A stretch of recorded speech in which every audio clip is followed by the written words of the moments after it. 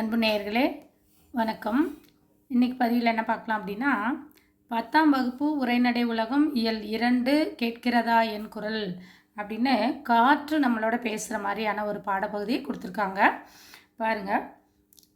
பறந்து கொண்டே இறகு வலிக்கும் வரையல்ல உன் இலக்கை அடையும் வரை. நம்மளோட இலக்கு என்னவோ அதை அடையிற வரை நம்ம என்ன செய்யணும், முயற்சியை தொடர்ந்து செஞ்சிட்டே இருக்கணும். இங்கே பாருங்கள், உயிரின வாழ்வின் அடிப்படை என்ன? இயற்கை. நம்மை சுற்றி இயற்கையில் என்னென்ன இருக்குது நமக்கு, அதில் பஞ்சபூதத்தில் காற்று எவ்வாறெல்லாம் பேசப்படுகிறது, காற்றுக்கு இலக்கியங்கள் கூறக்கூடிய நம்மளுடைய இது என்ன அப்படிங்கிறது தான் நம்ம இந்த பாடத்தில் பார்க்க போகிறோம். பாருங்கள், உயிரின வாழ்வின் அடிப்படை என்ன? இயற்கை தான். மூச்சுக்கு காற்று, நம்ம மூச்சு விடுவதற்கு என்ன தேவை? காற்று. தாகத்திற்கு நீர், உறைவதற்கு நிலம் இருப்பிடம், ஒலிக்கும் கதிரவன் போன்றவை உயிரினங்களின் முதன்மை தேவை அப்படின்னு சொல்கிறோம், அடிப்படை தேவை அப்படின்னு. இயற்கையின் கூறுகளில் காற்றின் பங்கு சற்று கூடுதலாக இருக்கிறது. நமக்கு மூச்சு காற்றுக்கு காற்று இருந்தால் மட்டும்தான் நம்மளால் உயிர் வாழ முடியும் இல்லையா? காற்றே எங்கும் வியாபித்திருக்கிறது, நிறைந்திருக்கக்கூடியது. அந்த காற்றே மெல்ல தொட்டு சென்றால் அது என்னன்னு சொல்கிறோம்? தென்றல். நம்ம தூக்கி சென்றால் என்னது? பலத்த காற்றெடுத்தால் புயல். அதுவே உயிரை உள்ளிருக்கும் காற்று ஒரு உருவம் கொண்டு நம்மிடம் காற்று பேசினால் அது எவ்வாறு பேசும் அப்படிங்கிறத தான் இந்த லெசனில் நமக்கு கொடுத்துருக்காங்க. மனிதா மனிதா, அழைப்பது கேட்கிறதா? எங்கு பார்க்கிறாய்? யாரை தேடுகிறாய்? உன் மூச்சை உள்ளே இழு, வெளியே விடு. உன் மூச்சின் உள் சென்று வெளிவரும் நான் தான் பேசுகிறேன். வாழும் உயிர்களின் உயிர் மூச்சுதான். என்னை கண்ணால் காண முடியாது, மெய்யால் உணர முடியும். தொட்டும் பார்க்க முடியாது, உணர முடியும். என்னால் மழை, என்னால் பருவமாற்றம், என்னால் இசை, என்னாலும் இலக்கியம். இன்னும் என்னை யாரென்று தெரியவில்லையா?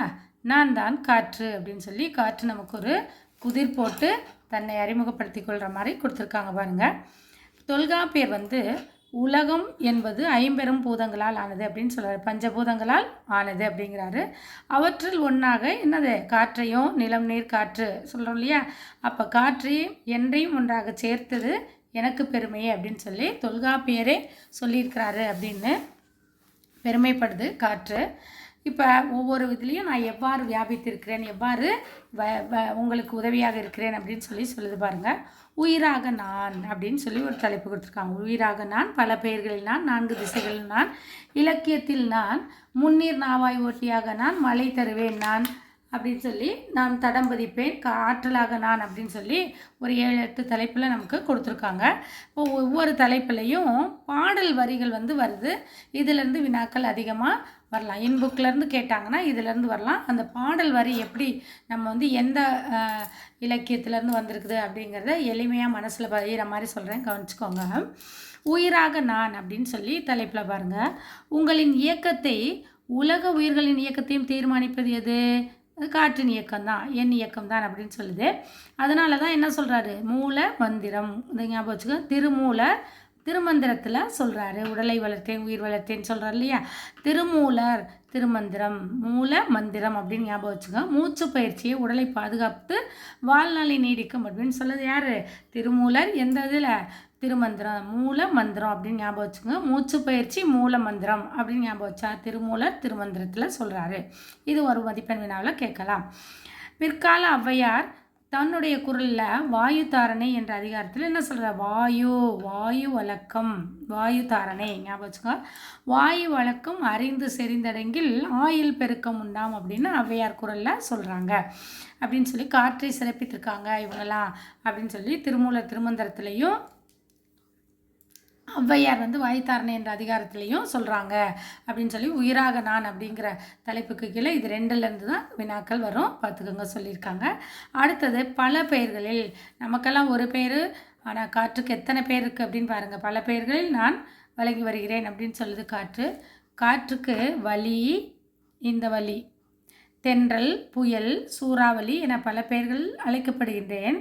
ஆனால் பருவநிலை, சூழல், வீசும் வேகம் ஆகியவற்றுக்கு ஏற்ப என்னென்ன சொல்கிறாங்க அப்படின்னா, தென்றல் காற்று, பூங்காற்று, தென்றல் காற்று, பூங்காற்று, கடல் காற்று, பனிக்காற்று, வாடைக்காற்று, மேல்காற்று, கீழ்காற்று, மென்காற்று, இளந்தென்றல், புழுதிக்காற்று, ஆடிக்காற்று, கடுங்காற்று, புயல் காற்று, பேய்க்காற்று, சுழல் காற்று, சூறாவளி காற்று என எத்தனை பேரில் நான் அழைக்கப்படுகிறேன் அப்படின்னு சொல்லி சொல்லுது. காற்றுக்கு எத்தனை பெயர்கள் இருக்கின்றது பாருங்கள். தென்றல் காற்று, பூங்காற்று, கடல் காற்று, பனிக்காற்று, வாடைக்காற்று, மேல்காற்று, கீழ்காற்று, மென்காற்று, இளந்தென்றல், புழுதிக்காற்று, ஆடிக்காற்று, கடுங்காற்று, புயல் காற்று, பேய் காற்று, சுழல் காற்று, சூறாவளி காற்று அப்படின்னு காற்றுக்கு வழங்கக்கூடிய பல பெயர்களை நமக்கு சொல்லியிருக்கு. அடுத்தது திசையை வச்சு காற்றுக்கு என்னென்ன பெயர் சொல்கிறாங்க, இது ரொம்ப முக்கியமான பகுதி. இப்போ 4 திசை என்ன, வடக்கு, தெற்கு, கிழக்கு, மேற்கு, இது நமக்கு தெரியும். இதில் வீசுகின்ற திசையை கொண்டு தமிழர்கள் பெயர் சூட்டியுள்ளார்கள் அப்படின்னு காற்றுக்கு சிறப்பான பெயர்களை சூட்டியுள்ளனர் அப்படின்னு சொல்லுது. கிழக்கு, குணக்கு, கிழக்கு என்பதற்கு குணக்கு அப்படின்னு பேர் உண்டு. அப்போ கிழக்கிலிருந்து வீசும்போது கி கோ, ஞாபகம் வச்சுக்கோங்க, கி கோ, கிழக்கு கொண்டல் காற்று என்று அழைக்கப்படுகிறது. கடல் பகுதிக்கு மேலுள்ள மழை மேகங்களை சுமந்து வருவதால் இதுக்கு இன்னொரு பேர் என்ன, கொண்டலுக்கு கொண்டு வருதா, அதனால் அதை மழைக்காற்று அப்படின்னு சொல்கிறோம். அப்புறம் மேற்குக்கு குடக்கு, இங்கே பாருங்கள், கிழக்கு குணக்கு கொண்டல், மேற்கு குடக்கு என்று பெயர். மேற்கிலிருந்து வீசும்போது என்ன வரும், இது கோடை, கோடை வறண்ட நிலப்பகுதியிலிருந்து வீசுவதனால இது என்னன்னு சொல்கிறோம், வெப்பக்காற்று. இந்த கிழக்கு பகுதியிலேருந்து கொண்டல் காற்று மழைக்காற்றாகவும், மேற்கு பகுதியிலேருந்து வீசக்கூடிய கோடை காற்று எப்படி இருக்கும், வெப்பக்காற்று அப்படின்னு சொல்கிறாங்க. அடுத்தது வடக்கு வாடைக்காற்று அப்படின்னு பேர். வடக்கிலிருந்து வீசும்போது என்னது, வாடைக்காற்று. இது பனிப்பகுதியிலேருந்து வீசுறதுனால குளிர்ச்சியான, இதுக்கு பேர் ஊதக்காற்று அப்படின்னு சொல்லுவாங்க. அடுத்தது தெற்கிலிருந்து வீசும்போது என்னது, தென்றல் காற்று அப்படின்னு சொல்கிறோம். பல தடைகளை, பல இடர்களை தாண்டி வருவதனால அதோட வேகம் அப்படியே குறைந்து என்னமாக இதமாக வீசுகின்றது. இப்போ சிம்பிளாக ஞாபகம் வச்சுக்கணும். கிழக்கு கோடை, கிழக்கு கொண்டல், கி கோ. மேற்கு மேற்கு கோடை, வடக்கு வாடை, தெற்கு தென்றல் அப்படின்னு சொல்லி இதுவும் கேட்கலாம், பார்த்துக்கணும். இதுலேருந்து இந்த பகுதியிலேருந்து இதுதான் கேட்பாங்க. அடுத்தது இலக்கியங்களில் நான் எவ்வாறு போற்றப்படுகிறேன் அப்படிங்கிறத சொல்லுது காற்று. தென்றலாகிய நான் பலவித மலர்களில் நறுமணத்தை அள்ளி வரும் பொழுது கூடவே என்ன செய்து, வண்டுகளையும் அழைத்து வருவதனால் இளங்கோவடிகள் என்ன சொல்கிறாரு, வண்டொடு புக்க மணவாய் தென்றல் அப்படின்னு சிலப்பதிகாரத்தில் சொல்கிறாரு. இந்த பாடல் வரி கொடுத்து இந்த நூல் எது அப்படின்னு கேட்கலாம். அங்கே பாருங்க, வண்டொடு புக்க, பூ அண்டர்லைன் பண்ணிக்க, சிலம்பு, சிலப்பதிகாரம் அப்படின்னு சொல்லி ஞாபகம் வச்சுக்கணும். வண்டொடு புக்க மணவாய் தென்றல் பாடல் இடம்பெற்ற நூல் எது அப்படின்னா சிலம்பு அப்படின்னு சொல்லி சிலப்பதிகாரத்தில் இளங்கோவடிகள் நயம்பட காற்றை உரைக்கின்றார்.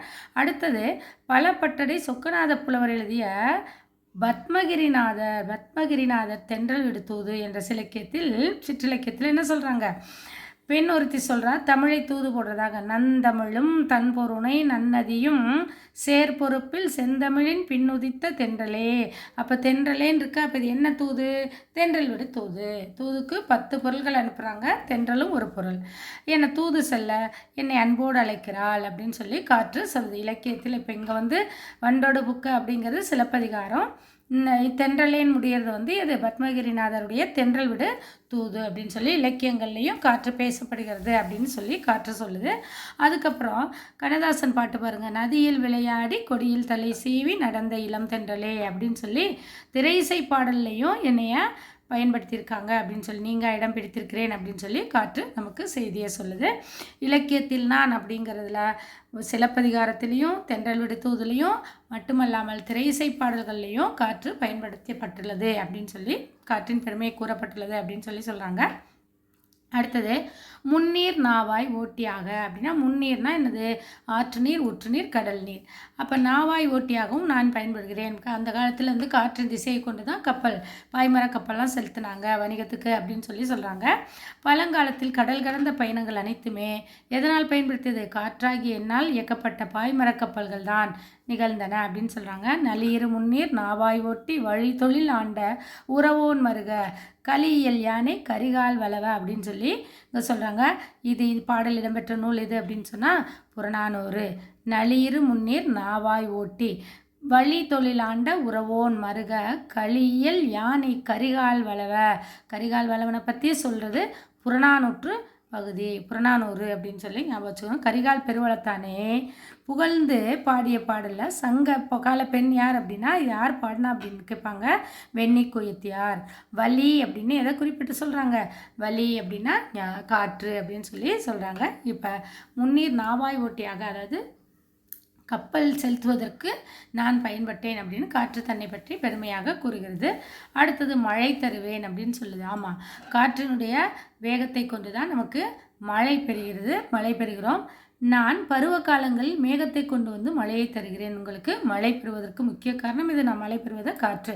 கதிரவனின் வெப்பத்தால் சூடாகி அடர்த்தி குறைந்து மேலே செல்லும் நான் என்ன செய்து அங்கு ஏற்பட்ட வெற்றிடத்தை நிரப்பி பருவக்காற்றாக மாறுகின்றேன். அதுவும் தென்மேற்கு பருவக்காற்றாக, வடகிழக்கு பருவக்காற்று, தென்மேற்கு பருவக்காற்று, வடகிழக்கு பருவக்காற்றாக வந்து உலா வந்து மேகத்தை என்ன செய்தோம்? குளிர வைத்து மழையை பொழிய செய்து. இந்த ஜூன் முதல் செப்டம்பர் வரை நமக்கு என்னது? தென்மேற்கு பருவக்காற்று. அக்டோபர் முதல் டிசம்பர் வரை வடகிழக்கு பருவக்காற்று அப்படின்னு சொல்லி வீசுது. இந்த காற்று வந்து தான் மழைப்பொழிவை நமக்கு தருகிறது. இந்தியாவின் முதுகெலும்பு என்னது அப்படின்னா வேளாண்மை தொழில்தான். இந்த வேளாண்மை சிறப்பதற்கு, நாடு தன்னிறைவு பெறுவதற்கும் காற்றாகிய நான் தான் பங்கெடுக்கின்றேன் அப்படின்னு சொல்லுது. இந்தியாவிற்கு தேவையான மழையில் 70% மழை எந்த பருவக்காற்றால் நமக்கு கிடைக்குது அப்படின்னா இதை குறிச்சுக்கணும். தென்மேற்கு பருவக்காற்றாக அதுதான் நமக்கு 70% மழையை கொடுக்கின்றது.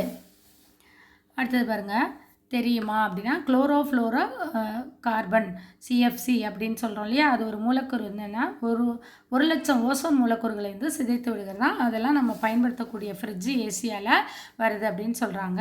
அடுத்தது தடம் பதிப்பேன், நான் வந்து தடம் பதித்து செல்வேன் அப்படின்னு சொல்லுது. வடகிழக்கு பருவ காலங்களில் தாழ்வு மண்டலமாக தவழ்ந்து புயலாக மாறி புறப்படுவேன். ஆற்றலுடன் வீறு கொண்டு பயணிக்க தொடங்கினால் என்னை தடுக்க என்ன செய்ய முடியாது? யாராலேயும் முடியாது. மழையாக புயலாக தடம் பதிப்பேன். நம்மளால் கஜா புயல் இன்னும் மறக்க முடியுமா? முடியாது இல்லையா? அது மாதிரி வீறு கொண்டு எழும் பொழுது அதனுடைய வேகத்தை தடுக்க யாராலும் முடியாது அப்படின்னு சொல்லுது. என் ஆற்றலை வலி மிகின் வழி இல்லை அப்படின்னு சொல்லி புறநானூற்று பாடல் சொல்லுது. அது யார் பாடினா அப்படின்னு கேட்பாங்க. வலிமிகின் வழி இல்லை, வேறு வழியே கிடையாது அப்படின்னு ஐயூர் முடவனார் சிறப்பித்து பாடியுள்ளார். இது இம்பார்ட்டன் தான், பார்த்துக்கணும். அது போலவே மதுரை இளநாகனார் அப்படிங்கிறவரும் புறநானூற்றில் கடுங்காற்று மணலை கொண்டு வந்து சேர்க்கிறது அப்படின்னு சொல்லி காற்றினுடைய வேகத்தை பற்றி குறிப்பிட்டுள்ளதாக செய்திகள் இடம்பெற்றுள்ளன.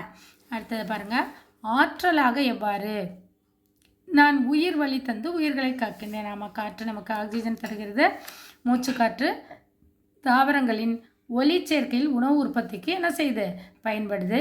அப்புறம் விதைகளை எடுத்து செல்வதற்கு பல இடங்களில் என்ன செய்யுது? விதைகளை எடுத்து சென்று காற்றினால் வெடித்து பரவக்கூடிய விதைகள்லாம் இருக்கு இல்லையா? எருக்கு, வெண்டை, இதெல்லாம் அப்படியே காற்றுல பரவி வெடித்து என்ன செய்யும்? வேறு இடங்களில் செடிகள் முளைக்கும். அடுத்தது பூவின், தேனின், கனியின், தாவரத்தில் உயிரினத்தின் மனத்தை எளிதில் சுமந்து புவியின் உயிர் சங்கிலி தொடர் அறுபடாமல் இருப்ப உதவுகின்றேன். உயிர் அதாவது எக்கோ சைக்கிள், அது வந்து நமக்கு பாதுகாப்பாக இருக்க காற்று பயன்படுகிறது அப்படின்னு சொல்லுது. இவை மட்டுமல்லாமல் நவீன தொலைத்தொடர்பின் மையமாகவும் இன்றைக்கி வந்து வயர்லெஸ் எவ்வளவோ கருவிகளை பயன்படுத்திகிட்டு இருக்கோம், அதுக்கும் நம்ம காற்று முக்கியமாக பயன்படுகிறது அப்படின்னு சொல்லுது. அடுத்தது காற்றுள்ள போதே தூற்றிக்கொள் அப்படிங்கிறது பழமொழி. ஆனால் இப்போ என்ன செய்கிறோம்? காற்றுள்ள போதே மின்சாரம் எடுத்துக்கொள் என்ற புதுமொழிக்கு வித்தாகின்றேன். புதுமொழி அப்படின்னா காற்றுள்ள போது இப்போ என்னது? காற்றாலை மின் உற்பத்தி நிலையங்கள் மூலம் மின்சாரம் எடுக்கப்படுகிறது. புதுப்பிக்கக்கூடிய ஆற்றல் வளமாக எண்ணெய் பயன்படுத்தி மின்னாற்றலை உருவாக்கும் போது என்ன செய்கிறோம்? நிலக்கரியின் தேவை குறைந்து கனிம வளங்களானது பாதுகாக்கப்பட காரணமாக காற்று இருக்கிறது அப்படின்னு சொல்கிறாங்க. அடுத்தது உலக காற்றாலை மின் உற்பத்தியில் இந்தியா எத்தனையாவது இடம் அப்படின்னா 5வது இடம். இந்தியா உலகளவில் 5வது இடம். இந்தியா தமிழ்நாட்டில் என்ன காற்றாலை உற்பத்தியில் இந்தியாவில் தமிழ்நாடு எத்தனையாவது இடம்? முதலிடம் வகிக்கிறது. அப்படிங்கிறத வச்சு காற்றுக்கு நான் பெருமையடைகிறேன் அப்படின்னு சொல்லுது. அத்தகைய பெருமை வாய்ந்த காற்றை நாம் வந்து மனிதனால் எவ்வாறு மாசடைகிறது அப்படிங்கிறதையும் சொல்லுது. ஒவ்வொரு வினாடியும் நான் உங்களால் மாசுபடுகிறேன். அது உண்மைதான். இப்போ நிறைய ஏர் பொல்யூஷனுக்கு காரணங்கள் இருக்குது. குப்பைகள், நெகிழி பைகள், மெது உருளைகள் போன்றவற்றை எரிப்பது, குளிர்சாதனங்களை மிகுதியாக பயன்படுத்துவது, மிகுதியாக பட்டாசுகளை வெடிப்பது, அடுத்தது என்ன, புகை வடிகட்டி இல்லாமல் தொழிற்சாலைகளில் இயக்குவது. அப்புறம் பொது போக்குவரத்தை பயன்படுத்தாமல் என்ன செய்கிறோம், தனி மனிதன் மிகுதியான ஊர்தி பயன்பாடு, வாகனங்கள் நிறைய வெஹிக்கிள்ஸ் நம்ம வந்து பயன்படுத்துகிறோம்.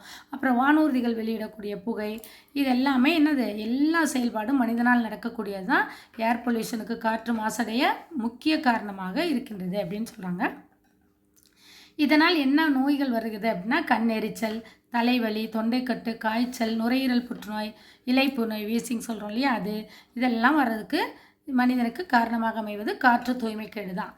அடுத்தது, இந்தியாவில் மிகுந்த உயிரிழப்பை தரக்கூடிய காரணங்களில் ஒன்று காற்று மாசுபாடு அப்படிங்கிறத நமக்கு தெரியுமா அப்படின்னு கொஸ்டின் பண்ணுது. தெரிஞ்சுக்கணும், அதுக்கு தகுந்த மாதிரி நம்ம வந்து நடந்துக்கணும். நான் மாசுபடுவதை குழந்தைகளின் மூளை வளர்ச்சி குறைவதாக என்ன சொல்றது, யூனிசெஃப் நிறுவனம், ஐக்கிய நாடுகள் சிறுவர் நிதியம் அப்படிங்கிறது தெரிவித்துள்ளது. என்னுடைய மேலடிக்குள்ள அந்த ஓசோன் படலம் O3 இருக்கு இல்லைங்களா, அதில் வந்து கதிரவனிடமிருந்து வரக்கூடிய புற ஊதா கதிர்கள், அல்ட்ரா வயலட் கதிர்கள் இருக்கு இல்லையா, அந்த கதிர்களை தடுத்து நிறுத்து இது ஒரு ஃபில்ட்ரு மாதிரி பயன்படுது. ஆனால் நாம் அதை என்ன செய்கிறோம், அப்படியே அதை மாசடைந்து அந்த ஓசோன் ஓட்டை வந்து பெருசாகுது அப்படின்னு சொல்கிறாங்க. புவியை ஒரு போர்வை போல சுற்றி கிடந்து பருதினா இந்த சூரிய கதிர்ச்சூட்டை குறைத்து கொடுக்கின்றேன். ஆனால் உங்கள் வசதிக்கு என்னை வைத்து குளோரோஃப்ளோரோ கார்பன் என்னும் நச்சு காற்றை வெளியிடும் எந்திரங்களான குளிர்பதன பெட்டி முதலானவற்றை பயன்படுத்தினால என்ன செய்கிறோம், இந்த ஓசோன் படலம் வந்து மேலும் மாசடைகிறது அப்படின்னு சொல்கிறாங்க. இந்த நச்சு ஓசோன் படலத்தில் ஓட்டையிடுகிறது. இதனால் என்ன ஆயிடுது, நமக்கு டைரெக்டாக புற ஊதா கதிர்கள் நேரடியாக நம்ம உடம்புல தாக்குறதுனால நமக்கு தோல் சம்பந்தமான வியாதிகள் வர்றதுக்கு அதிக சான்ஸ் இருக்குது அப்படின்னு சொல்கிறாங்க. இதனால் ஓரறிவு முதல் 6 அறிவு வரை உள்ள அனைத்து உயிரினங்களும் என்ன ஆயிடுது, துன்பம் அடைகின்றது அப்படிங்கிறாங்க. அடுத்தது பாருங்கள், உங்கள் நடவடிக்கைகளால் எங்களுக்கு கலந்துவிடும் கந்தக di oxide, sulphur di oxide, nitrogen di oxide ரெண்டும் சேர்ந்து என்ன ஆகுது, நீரில் கரைந்து வருவதனால அமிலமலை, ஆசிட் ரெயின் அப்படின்னு சொல்லுவோம். இது ரொம்ப முக்கியம். எது கந்தக di oxide, nitrogen di oxide. மழை பெய்யும் பொழுது நீரில் கரைந்தனால அந்த அமிலமலை பொழிகிறது. இதனால் என்ன ஆயிடுது அப்படின்னா, மண், நீர், கட்டடங்கள், காடுகள், நீர்வாழ் உயிரினங்கள் எல்லாமே துன்பத்திற்கு ஆளாகின்றன. இதனால் நான் மிகவும் வருந்துகிறேன் அப்படின்னு சொல்லி காற்று வருந்துவதாக சொல்லுது. மரம் தரும் வரம் நான், மரம்தான் மனிதன் மரம்தான் இயற்கையின் வரம்தான் என்பதை இன்று மறந்தே போய்விட்டான். பாருங்க, ஒரு மணித்துளிக்கு 12 முதல் 18 முறை மூச்சு காற்றாய் நம்ம வெளியிடக்கூடிய கரியமில வாயுவை எடுத்துக்கொண்டு என்ன செய்யுது, நம்ம தேவையில்லைன்னு அனுப்புகிற கார்பன் டை ஆக்சைடு எடுத்துக்கிட்டு நம்மளுக்கு நுரையீரலுக்கு தேவையான உயிர் வழி ஆக்சிஜனை தருகின்றது. இன்று தோழர்களான மரங்களை வளருங்கள் அப்படின்னு சொல்லி சொல்லுது. நல்ல முறையில் குப்பை மேலாண்மையை நம்ம என்ன செய்யணும், பயன்படுத்தணும், மேற்கொள்ளணும். பொது போக்குவரத்துக்கு முன்னுரிமை தரணும். மின்னாற்றலால் இயங்கக்கூடிய ஊர்திகளை மிகுதியாக பயன்படுத்தணும். கச்சா எண்ணெய், நிலக்கரி முதலிய வடிவ எரிபொருள்களெல்லாம் என்ன செய்யணும், நம்ம தவிர்க்கணும் அப்படிங்குது. அடுத்தது, வீட்டு சமையலுக்கு விறகுகளை பயன்படுத்துவதை கைவிடுங்கள் அப்படின்னு சொல்கிறோம். அடுத்தது, நீங்கள் ஒவ்வொரு ஆண்டும் ஜூன் மாதம் 15ஆம் தேதி என்ன செய்கிறோம், ஒவ்வொரு ஆண்டும் ஜூன் 15 உலக காற்று நாளாக நம்ம கொண்டாடி வருகிறோம். அந்த ஒரு நாள் மட்டும் கொண்டாடினால் போதுமா, போதாது அப்படிங்குது. ஒவ்வொருவரும் ஒரு நாளும் நம்ம என்ன செய்யணும், கொண்டாடணும். ஆமாம், காற்றை தூய்மையாக வைத்திருக்க வேண்டும், இதுவே என் ஆசையாகும் அப்படின்னு சொல்லி, இதுவே உங்களின் எதிர்கால நலனுக்கும் நல்லது அப்படின்னு சொல்லி காற்று ஒரு சிறந்த செய்தியை நம்மகிட்ட, அதனுடைய பயன்பாடு எப்படி இருக்கிறது, நாம் எப்படி மாசுபடுத்துகிறோம், அதெல்லாம் எப்படி நம்ம தவிர்க்கணும் அப்படின்னு சொல்லி நமக்கு ஒரு தெளிவான விளக்கத்தை கொடுத்துருக்கு. நன்றி.